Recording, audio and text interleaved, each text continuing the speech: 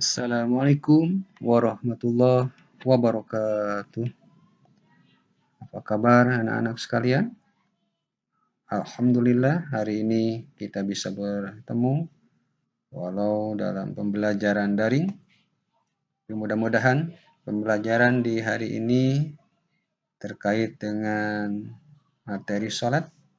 Mudah-mudahan menjadi ilmu yang bermanfaat bagi kita semua. Tetap semangat dan mudah-mudahan tetap menjalankan ibadah puasa ya. Baik, sholat yuk. Nah, ini anak-anak bisa kita lihat ya. Kalian lihat salah satu animasi anak sedang sholat ya. Baik. Judulnya belajar sholat sejak dini. Ya. Sholat itu memang harus dimulai sejak dini, sejak kecil ya. Baik, nah, ini Bapak yang menyampaikan materi ini. Dan di atas juga bisa kalian lihat dalil diwajibkannya sholat itu berdasarkan Quran surat Al-Baqarah ayat 43. Anak sekalian, jika tidak ada bahu untuk bersandar, masih ada lantai untuk bersujud. Ya. Sujud kepada Allah, melaksanakan ibadah sholat, ini tanda syukur kita kepada Allah Subhanahu wa Ta'ala. Lalu sholat itu apa ya? Nah, kita akan mempelajari dari pengertian sholat ya. Sholat itu ibadah ya. Ibadah yang mengandung pertama ucapan-ucapan khusus ya. Jadi sholat itu ibadah yang mengandung ucapan-ucapan khusus ya dan amalan-amalan khusus. Jadi kandungan ibadah itu, kandungan sholat itu ada ucapan-ucapan khusus dan amalan-amalan khusus. Ya, pintar. Baik, dimulai dengan takbir ya, yang dinamakan dengan takbiratul ihram ya. Kemudian diakhiri dengan salam ya, dengan ucapan salam. Nah, inilah pengertian dari sholat itu sendiri, bahwa sholat itu adalah ibadah ya. Ibadah kita kepada Allah Subhanahu wa Ta'ala. Ya, yang isi kandungan dari sholat kita itu ada yang berupa ucapan-ucapan khusus dan amalan-amalan khusus. Baik. Ya, lihat nih animasinya. Ini sholat dulu ya. Ini sebuah gambaran bahwa untuk sholat itu jangan dinanti-nanti, harus segera ya, harus segera ya. Baik. Maksud ucapan-ucapan khusus tadi ya, ada kandungan sholat terdiri dari ucapan-ucapan khusus. Apa maksudnya? Nah, ini maksudnya adalah bacaan atau doa-doa tertentu dalam sholat. Ya, jadi yang dimaksud dengan ucapan-ucapan khusus itu adalah bacaan-bacaan atau doa-doa tertentu dalam sholat. Ya. Dan maksud amalan-amalan khusus apa? Amalan-amalan khusus itu maksudnya ini adalah gerakan-gerakan tertentu dalam sholat. Ya. Jadi gerakan-gerakan tertentu dalam sholat. Artinya bahwa sholat kita itu ya terdiri dari bacaan atau doa-doa tertentu ya, dan juga terdiri dari gerakan-gerakan tertentu dalam sholat yang dicontohkan oleh Rasulullah SAW. Tentu contoh bagi kita semua ketika melaksanakan sholat adalah Rasulullah SAW, Nabi kita, Rasul kita terakhir, ya, Nabi Muhammad SAW. Anak-anak sekalian, ya, nih kita beri contoh nih, contoh bacaan atau doa-doa tertentu dalam sholat. Apa contohnya? Bacaan atau doa-doa tertentu dalam sholat. Nih contohnya, ya, contoh bacaan takbiratul ihram, ya. Bagaimana bacanya? Allahu Akbar. Jadi ketika kita bertakbiratul ihram, maka kita membaca bacaan tertentu, bacaan khusus. Apa? Allahu Akbar. Bacaan ini tidak boleh diganti dengan bacaan-bacaan yang lain. Misalkan Allahul Azim. Nah, tidak boleh. Kenapa? Karena ini yang dicontohkan oleh Rasulullah Shallallahu Alaihi Wasallam. Atau kita ganti dengan bahasa kita, dengan bahasa Indonesia misalkan Allah Maha Besar. Nah, nggak boleh ya, tapi harus dengan ucapan Allahu Akbar. Lalu apalagi contoh yang lain, doa iftitah ya. Ada doa iftitah sehabis kita takbiratul ihram masuk ke doa iftitah.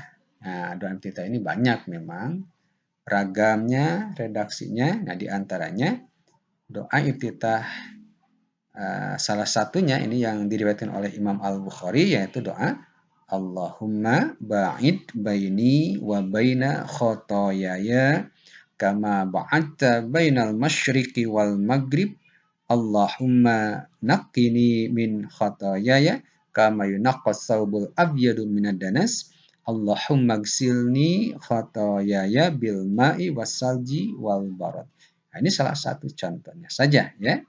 Selain itu masih banyak bacaan doa-doa ya dalam salat itu mulai dari rukunya, bangkit dari ruku, ketika sujud, duduk di antara dua sujud, tahiyat awal, tahiyat akhir, termasuk salam itu ada banyak bacaan-bacaannya ya yang sudah ditentukan oleh Rasulullah Shallallahu Alaihi Wasallam. Contoh amalan-amalan tertentu dalam salat. Apa contoh amalan-amalan tertentu atau gerakan-gerakan tertentu? Nah ini gerakan ya. Nah ini ada ruku tadi, udah ada sujud ya, duduk di antara dua sujud. Ya. Nah, berdiri, nah itu ada gerakan-gerakan ya. Ini yang dimaksud dengan amalan-amalan tertentu dalam sholat ya atau gerakan-gerakan dalam sholat. Nah ini gerakan takbir ya ada gerakan ruku ya, kemudian gerakan duduk di antara dua sujud, gerakan sujud, tahiyat akhir, salam. Nah itu ada gerakan-gerakannya. Nah ini yang dimaksud dengan bahwa sholat itu mengandung amalan-amalan tertentu. Maksudnya adalah gerakan-gerakan khusus yang ditentukan oleh Rasulullah SAW dan Rasul telah mencontohkan kepada kita semua. Nah ini yang dimaksud dengan atau contoh dari amalan-amalan tertentu dalam sholat. Sekalian, jangan lupa sholat ya, jangan lupa sholat ya. Karena sholat itu apa? Satu, karena sholat itu tiang agama. Ayo, karena sholat itu tiang agama kan jangan lupa sholat. Mendirikan sholat ya berarti menegakkan agama. Meninggalkan sholat nah berarti meruntuhkan agama. Nah, maka jangan ditinggalkan, jangan sampai lupa sholat ya. Karena sholat itu adalah tiangnya agama. Mendirikan sholat artinya menegakkan agama. Meninggalkan sholat artinya meruntuhkan agama. Nah, kita kan tidak mau disebut orang yang meruntuhkan agama dengan meninggalkan sholat ya. Jangan ya. Kemudian yang kedua anak-anak sekalian, alasannya apa? Jangan lupa sholat. Jangan sampai tidak sholat. Karena sholat itu ibadah utama. Dan amalan yang pertama kali akan dihisab oleh Allah Subhanahu wa Ta'ala. Sebelum amalan-amalan yang lain yang akan dihisab oleh Allah nanti pada hari kiamat, pada hari akhir, sholat terlebih dahulu yang akan dihisab oleh Allah Subhanahu wa Ta'ala. Yang akan ditanya, dihitung, ditimbang, ya, dipertanggungjawabkan oleh kita semua adalah sholat. Sehingga kalau sholatnya beres, maka insya Allah amal-amal yang lainnya beres. In soluhat soluhas sairu amali, wa in fasadat fasadas sairu amali.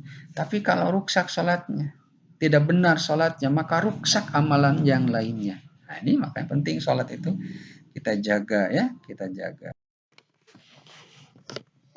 Baik, anak-anak sekalian, materi selanjutnya hikmah sholat dalam kehidupan bersama ya. Apa saja hikmah sholat dalam kehidupan?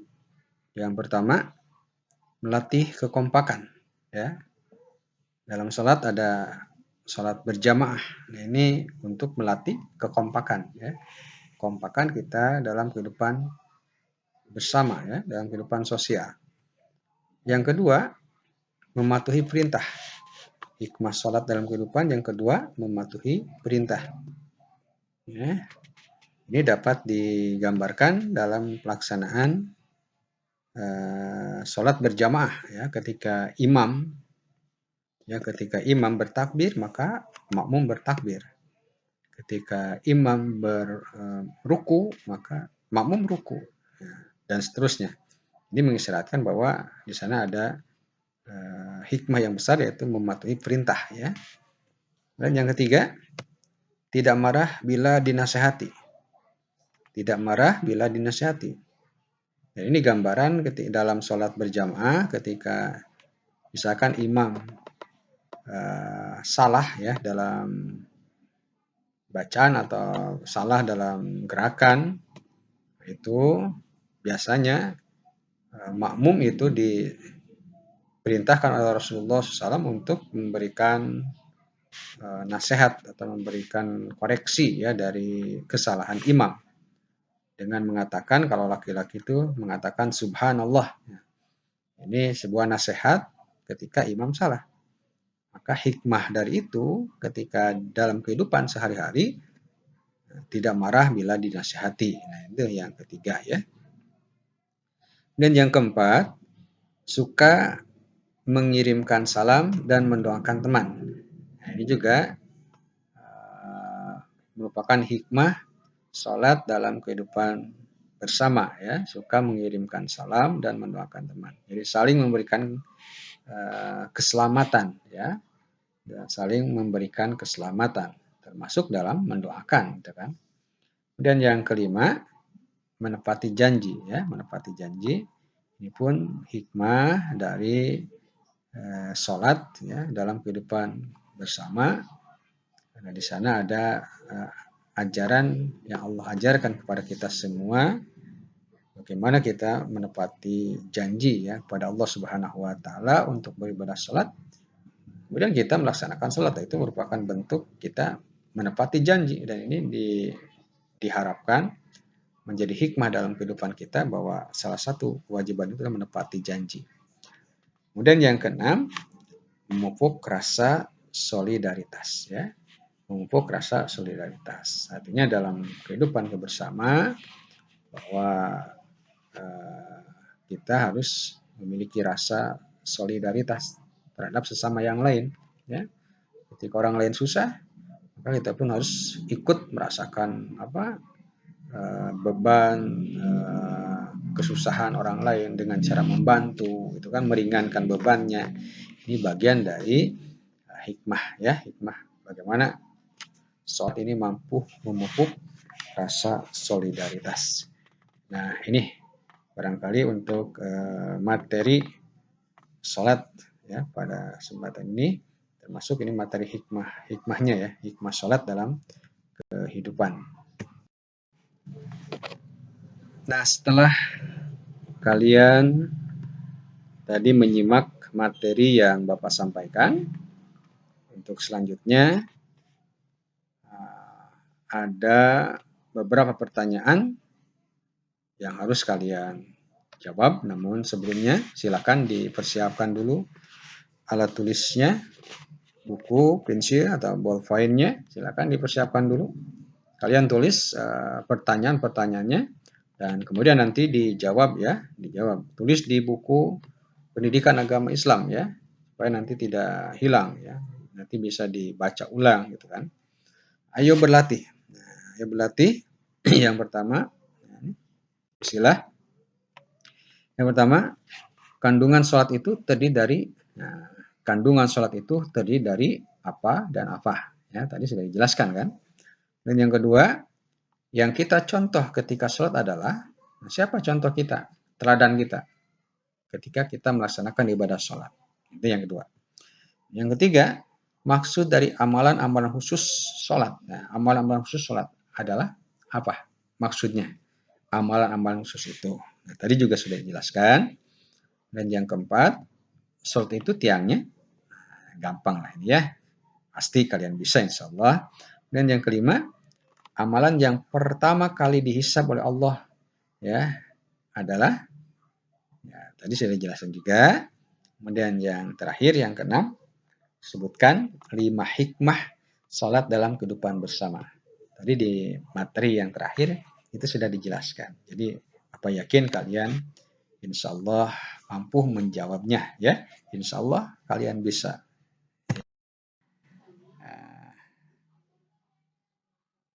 Baik, dari Bapak sekian dan terima kasih atas segala perhatiannya. Mudah-mudahan ilmunya bermanfaat dan kalian mampu melaksanakan dan menegakkan sholat tepat pada waktunya. Wassalamualaikum warahmatullahi wabarakatuh.